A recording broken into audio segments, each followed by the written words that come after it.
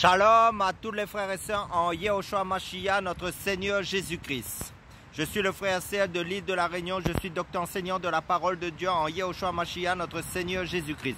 Salutations à tous ceux qui sont en Europe, en Asie, en Russie, en Australie, en Nouvelle-Zélande, que ce soit en Chine, que ce soit au Japon, que ce soit dans les pays d'Asie, que ce soit en Amérique, que ce soit en Amérique du Nord, en Amérique du Sud, que ce soit au Brésil, en Uruguay, que ce soit en Argentine, que ce soit dans les îles de l'océan Indien, que ce soit dans les îles de la Martinique, de la Guadeloupe, que ce soit dans la grande île de Madagascar, que ce soit en Inde, quel que soit le lieu où vous habitez. Salutations à tous et bienvenue aussi pour les nouvelles personnes qui se connecteront à ma chaîne.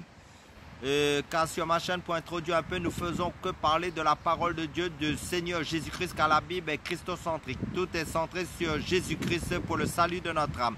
Car c'est lui notre roi des rois, notre Seigneur des seigneurs, c'est lui notre Dieu, c'est lui notre Elohim, c'est lui notre Yahweh, c'est lui notre Elohim, notre El, notre Eloah.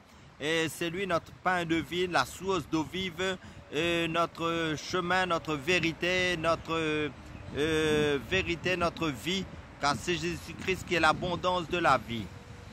C'est lui notre Shiloh, c'est lui l'alpha et l'oméga. C'est seulement le Seigneur Jésus-Christ. Donc pour consolider, pour affermir les frères en Christ, pour fortifier les frères dans la foi en Jésus-Christ, ceux qui passent dans les moments d'épreuve, dans les moments difficiles, des combats, et ceux qui sont éprouvés dans leur foi, pour qu'ils tiennent ferme dans la foi en Jésus-Christ. Parce que la Bible nous dit que celui qui croit être debout prenne garde de ne point tomber.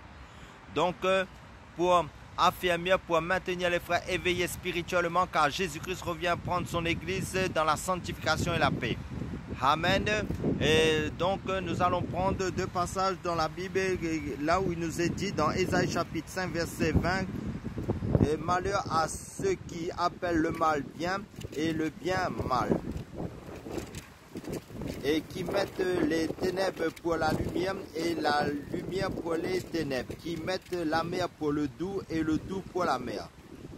Et nous prenons un autre passage aussi dans l'évangile de Luc chapitre 2 verset 11 qui nous dit: aujourd'hui dans la cité de David vous est né un sauveur, qui est le Christ le Seigneur. Amen, alléluia. Donc dans l'imaginaire de beaucoup de ce mot, évoque le mot de péché, évoque les 7 péchés dits capitaux: avarice, colère, envie, gourmandise, selon luxure, orgueil, paresse. C'est des choses qui aujourd'hui ne paraissent pas bien graves. Pour d'autres, le péché se limite au contraire à des actes sanctionnés par la société comme le vol, la violence ou le meurtre. La Bible ne parle pas de péchés capitaux ni de péchés mineurs, mais elle déclare que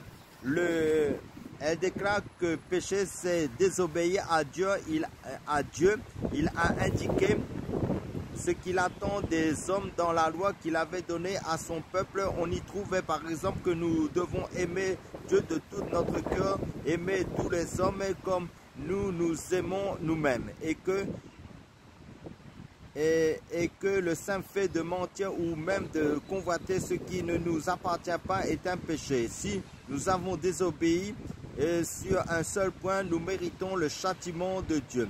Nous sommes donc tous pécheurs et Dieu fait ce terrible constat. L'Éternel a regardé des cieux sur les fils des hommes pour voir s'il y a quelqu'un qui soit intelligent, qui recherche Dieu.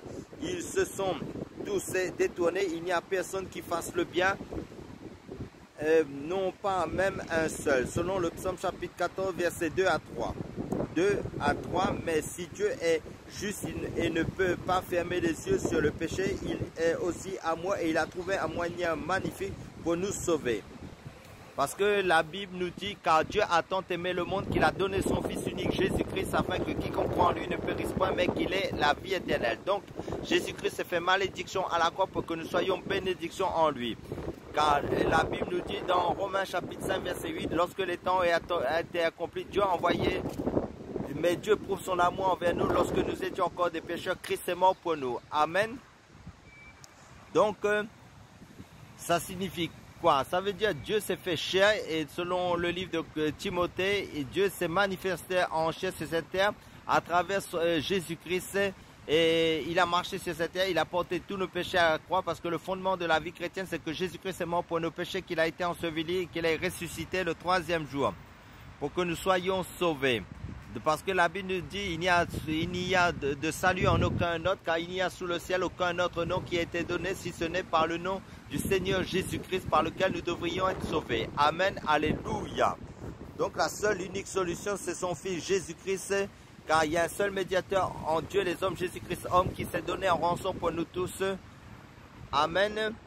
Donc notre seule solution, la solution de Dieu pour que nous soyons sauvés, c'est son Fils Jésus-Christ, en acceptant et en croyant, parce que pour résoudre le problème du péché, parce que le sang d'Abel crie vengeance, mais le sang de Christ crie pardon.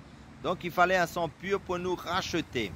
Et ce sang, c'est le sang de Dieu lui-même qui s'est fait homme, le sang saint de Jésus-Christ. Amen, alléluia, soyez tous bénis.